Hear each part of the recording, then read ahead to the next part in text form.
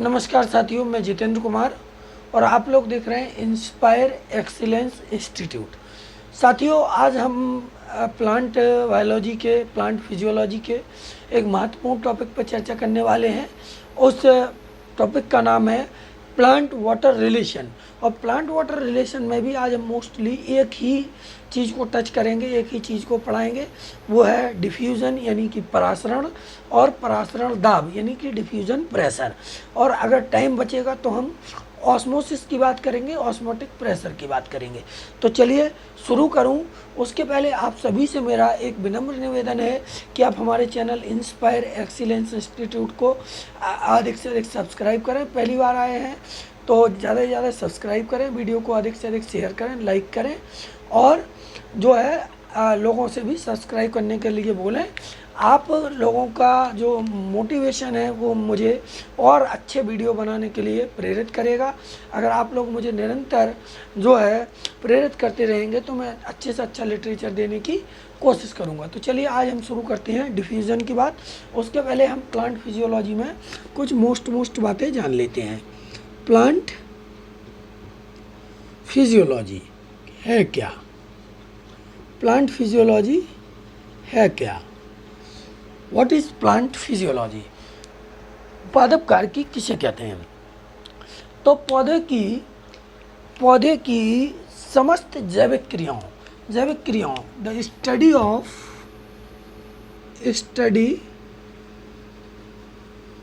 Of all metabolic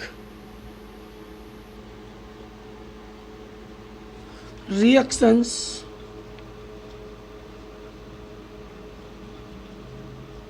all metabolic reactions, ठीक है, of living plant that is known as living plants, that is known as plant physiology। Father of plant physiology माना जाता है Stephen hills को father of plant physiology कहते हैं। क्या कहते हैं? फादर ऑफ प्लांट फिजियोलॉजी, पादप कार्की का जनक कहते हैं स्टीफन हिल्स को प्लांट फिजियोलॉजी का जनक कहते हैं, पादप कार्की का जनक कहते हैं। और जेसी बोस, जगदीश चंद्र बोस, सॉरी ये मार्कर ठीक नहीं है तो ब्लैक मार्कर, जेसी बोस मतलब जगदीश चंद्र बोस, इनको फादर ऑफ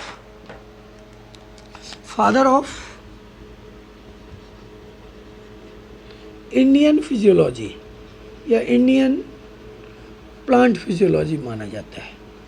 प्लांट फिजियोलॉजी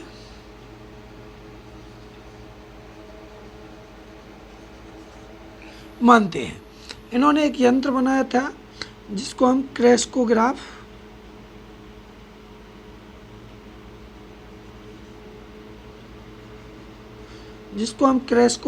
कहते हैं। क्रेस्कोग्राफ ये पौधों की वृद्धि को मापता है, ठीक है। इनको हम father of Indian plant physiology या भारतीय पादप कार्की का जनक मानते हैं। ये तो हो गई मोस्ट बातें। अब पादप के बारे में अगर हम बात करें तो कुछ महत्वपूर्ण बातों की चर्चा आज होगी। चूँकि थोड़ा सा मतलब पानी की आवश्यकता है, इसको तो डाल लेते हैं। ये मार्कर गड़बड़ वाला चल गया थोड़ा, तो उस वजह से थोड़ा गीला करना पड़ेगा इसको। चलिए, अब हम प्लांट फिजियोलॉजी तो पढ़ ही चुके हैं, इसमें आगे बढ़ते हैं अपन। तो पादप शरीर की बात करें, अगर हम प्लांट की बात करें, जैसे ये मान लीजिए, सपोज करिएगा कि कोई प्लांट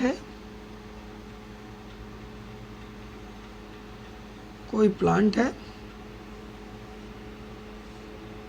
ज़मीन पे लगा हुआ प्लांट है। हम लोग जानते हैं कि ये रूट जो है नेगेटिवली फोटोट्रॉपिक होती हैं, पॉजिटिवली जियोट्रॉपिक होती हैं। अब ये रूट जो है सॉइल से वाटर को, पानी है, इस पानी को, चूँकि कॉन्सेप्ट समझना ज़रूरी है, इस पानी को थ्रू द जाइलम जो वाटर है इसको रूट एब्जॉर्ब करती है। उसके बाद ये रूट इसको कैपिलरी एक्शन के थ्रू द जाइलम के थ्रू, कैपिलरी एक्शन एक प्रोसेस होती है, उसके थ्रू, जाइलम के थ्रू ये कहाँ तक भेजती है? स्टेम तक भेजती है। ये वाटर जाता है स्टेम तक कैपिलरी एक्शन के थ्रू।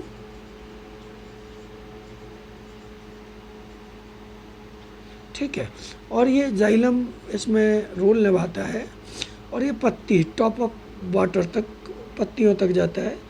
पत्ती से फिर ये पानी बाहर निकलता है थ्रू द ट्रांसपायरेशन।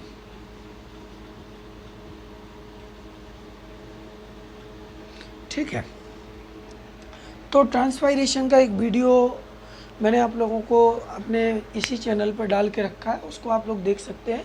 बहुत अच्छी वीडियो है। थोड़ी सी आवाज़ की उसमें प्रॉब्लम है, क्योंकि उस समय हमारे पास कोई माइक नहीं था, लेकिन अब माइक है और सारी चीज़ें हैं तो वो अच्छे से हो जाता है। ठीक है, तो इसमें एक प्रोसेस है डिफ्यूज़न या विसरण। विसरण की हम बात करते हैं, विसरण जिसको हम कहते हैं डिफ्यूज़न। ये डिफ्यूज़न कहता है, डिफ्यूज़न की परिभाषा कहती है कि जो प्लांट मतलब जो वाटर है वो उसका जो मतलब पदार्थ के अणुओं, परमाणुओं और आयनों की जो विसरण होगा, मतलब कि जो मूवमेंट होगा वो कम सांद्रता से, मतलब हाई कंसंट्रेशन से लो कंसंट्रेशन की तरफ जो है होगा। मूवमेंट जो होगा वो हाई कंसंट्रेशन से लो कंसंट्रेशन की तरफ होगा। मतलब किसी भी पदार्थ के अणु, परमाणु, आयन्स जो मतलब मूवमेंट करेंगे या मूव करेंगे तो वो कहाँ से करेंगे? हाई कंसंट्रेशन, अधिक सांद्रता से कम सांद्रता की ओर जाएंगे, गति करेंगे। और इसी को हम क्या कहते हैं? डिफ्यूज़न कहते हैं। क्या कहते हैं? डिफ्यूज़न। इसी को हम डिफ्यूज़न कहते हैं। The movement of atom, molecules and ions from the higher concentration to lower concentration. और इसी को हम कहते हैं कि जो एटम्स हैं, मॉलिक्यूल्स हैं, आयंस हैं, उनका जो मूवमेंट होगा वो कंसंट्रेशन ग्रेडियंट के अकॉर्डिंग होगा।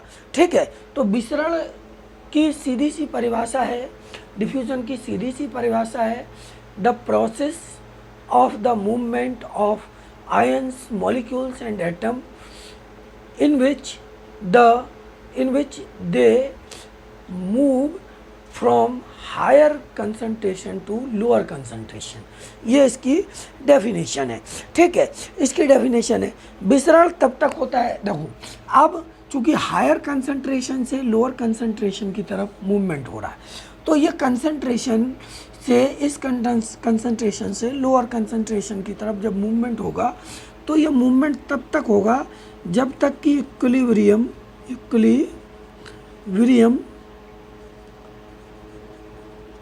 की अवस्था ना आ जाए। मतलब कि दोनों तरफ कंसंट्रेशन इक्वल ना हो जाए, दोनों तरफ की सांद्रता बराबर हो जाएगी और इक्विलिब्रियम हो जाएगा, मतलब कि कंसंट्रेशन बैलेंस हो जाएगी दोनों तरफ, तब तक ये प्रोसेस चलती है डिफ्यूज़न की। ठीक है, ये तो क्लियर हो गया। और ये जो डिफ्यूज़न की प्रोसेस है डायनेमिक, इस समय दोनों दिशाओं में अणुओं का मूवमेंट होगा। जब इक्विलिब्रियम हो जाएगा स्थापित तो फिर ये यहाँ पर भी बराबर कंसंट्रेशन हो जाएगा और फिर यहाँ से भी मूवमेंट होने लगेगा, तो यहाँ से बराबर हो जाएगा। ये तो क्लियर हो गया। डिफ्यूज़न के रेट की अगर हम बात करें, डिफ्यूज़न रेट जो है, डिफ्यूज़न रेट कि अगर हम बात करते हैं तो डिफ्यूज़न रेट जो है सबसे ज़्यादा गैस का होगा, उससे थोड़ा कम लिक्विड का होगा, और उससे थोड़ा जो है कम वो किसका होगा, वो होगा सॉलिड का। मतलब सबसे ज़्यादा जो है डिफ्यूज़न रेट होता है गैस का, फिर लिक्विड का और फिर सॉलिड का। तो इस तरीके से डिफ्यूज़न रेट जो है वो होता है, गैस का सबसे ज़्यादा, लिक्विड का उससे कम, और फिर जो है सॉलिड का सबसे कम। तो डिफ्यूज़न रेट की ये परिभाषा है। अब हम बात करते हैं विसरण दाब यानी डिफ्यूज़न प्रेशर, जिसको हम शॉर्ट में डीपी भी कहते हैं। क्या कहते हैं? डीपी कहते हैं। उसकी बात कर लेते हैं। उसके बाद ये वीडियो हम अभी चूँकि समय का भी थोड़ा देखना पड़ता है, फिर ये वीडियो अपन कल आगे बढ़ाएंगे और इसमें अपन ऑस्मोसिस के बारे में चर्चा करेंगे। तो अभी अपन बात कर रहे हैं डिफ्यूज़न प्रेशर। डिफ्यूज़न प्रेशर यानी कि विसरण दाब, ये है क्या? जब हाई कंसंट्रेशन, मतलब जैसे सपोज करो कि ये इस तरीके का कोई एक सिस्टम है, ठीक है, इसमें 2 बीकर लगे हुए हैं, इसमें एक में ज़्यादा लिक्विड भरा हुआ है या गैस भरी हुई है इसमें, ठीक है, और इसमें थोड़ा इसमें ज़्यादा भरा हुआ है, इसमें थोड़ा कम भरा हुआ है, इसमें थोड़ा कम भरा हुआ है। जब इसमें कम भरा हुआ है और इसमें ज़्यादा भरा हुआ है, इसमें ज़्यादा भरा हुआ, तो क्या होगा कि ये हाई कंसंट्रेशन हो गया। क्या हो गया? हाई कंसंट्रेशन या हायर कंसंट्रेशन, ये लो कंसंट्रेशन हो गया। तो यहाँ से ये मॉलिक्यूल्स मूव करेंगे लो कंसंट्रेशन की तरफ। जब ये लो कंसंट्रेशन की तरफ मूव करेंगे और धीरे धीरे यहाँ पर जब इक्विलिब्रियम स्थापित हो जाएगा, मतलब इसका कंसंट्रेशन भी उसके इक्वल हो जाएगा, बराबर हो जाएगा, लमसम बराबर हो जाएगा, बढ़ता जाएगा, और कंसंट्रेशन जब दोनों का इक्वल हो जाएगा, इक्विलिब्रियम आ जाएगा, इक्विलिब्रियम स्थापित हो जाएगा, डायनेमिक साम्य की अवस्था हो जाती है, तब क्या फिर इसके मॉलिक्यूल्स में इसके इसमें ट्रांसफ़र होते हैं। लेकिन जब इसमें ज़्यादा कंसंट्रेशन होती है तो इसके मॉलिक्यूल्स इस तरफ इसलिए जाते हैं क्योंकि इसकी जो वॉल है, इसकी जो दीवार है, उस पर ये जो लिक्विड है या गैस है वो एक प्रेशर डालता है। उस प्रेशर के कारण इसके मूवमेंट होता है लोअर कंसंट्रेशन की तरफ, और उस प्रेशर को, जो वॉल पे प्रेशर लगता है, उसको कहते हैं हम डिफ्यूज़न प्रेशर। क्या बोलते हैं? डिफ्यूज़न प्रेशर, या डीपी इसको ही बोलते हैं, डीपी, डिफ्यूज़न प्रेशर या विसरण दाब। इसको क्या बोलते हैं? डिफ्यूज़न प्रेशर या विसरण दाब कहते हैं इसको, ठीक है। और विसरण दाब जो है, विसरण दाब को हम अगर देखें तो लगभग जो है विसरण दाब उन अणुओं से विसरण दाब अधिक होता है तथा कम सांद्रता होने पर विसरण दाब कम होता है। मतलब अगर कंसंट्रेशन हायर होगा तो डिफ्यूज़न प्रेशर ज़्यादा होगा, कंसंट्रेशन लो होगा तो डिफ्यूज़न प्रेशर कम होगा। ये बात तो हम बता चुके हैं आपको पहले, तभी तो प्रेशर पड़ता है। और शुद्ध विलायक जो होता है, प्योर सॉल्वेंट,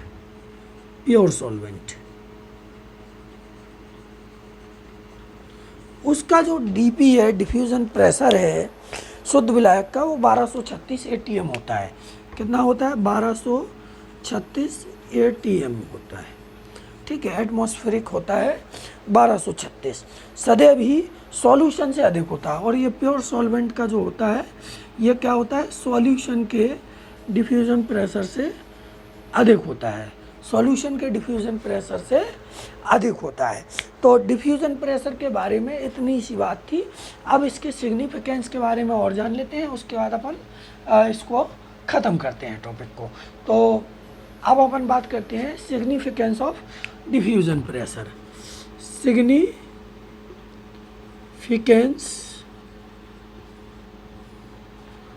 ऑफ डिफ्यूज़न, ठीक है, सिग्निफिकेंस ऑफ डिफ्यूज़न।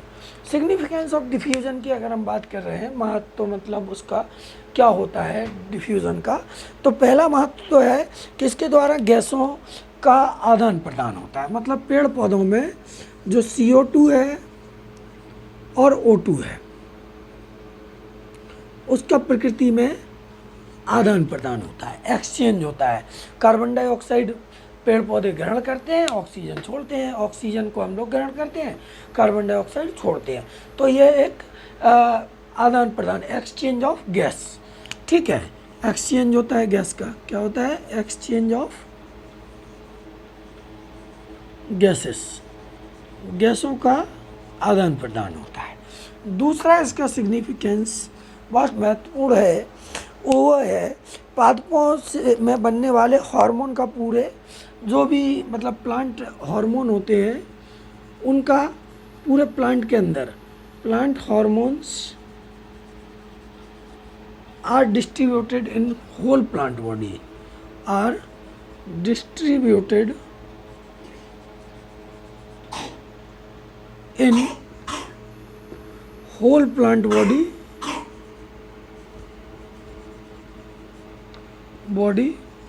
थ्रू या YDP डिफ्यूजन प्रेशर के द्वारा ही सब प्लांट हार्मोन्स जो होते हैं वो पूरी प्लांट बॉडी के अंदर क्या करते हैं? डिस्ट्रीब्यूट हो जाते हैं, बढ़ जाते हैं और अपना अपना काम करते हैं। बात ट्रांसपायरेशन की जो क्रिया है, मतलब लॉस ऑफ वाटर, ये भी एक डिफ्यूज़न की प्रोसेस है। और इसके थ्रू जो अननेसेसरी प्लांट वाटर होता है, पादप का जो अंतराकोश की अवकाश में पानी भरा होता है, वो भी डिफ्यूज़न प्रेशर के द्वारा ट्रांसपायरेशन के थ्रू निकाल दिया जाता है, ठीक है। अब खनिज पदार्थों का जो है क्या है? मिनरल्स का आयन निष्क्रिय अवशोषण के समय विषण क्रिया ही द्वारा जो है अवशोषित किए जाते हैं प्लांट में। आयंस का एब्जॉर्प्शन भी इसी के थ्रू होता है, आयंस एब्जॉर्ब्ड बाय रूट्स, इनका भी जो है इसी प्रोसेस के माध्यम से आयंस को निष्क्रिय अवस्था में एब्जॉर्ब किया जाता है। उसके बाद प्रासरण की क्रिया भी एक विशेष प्रकार की विसरण क्रिया है। तो ये वीडियो विसरण से संबंधित था, महत्वपूर्ण वीडियो है। अगर इसमें कोई मतलब डाउट है आप लोगों का तो आप पूछ सकते हैं कमेंट बॉक्स में जा कर के। और वीडियो अगर अच्छा लगे तो ज़्यादा से ज़्यादा शेयर कीजिए और चैनल पर पहली बार आए हैं तो सब्सक्राइब कीजिए। Thank you for watching this video.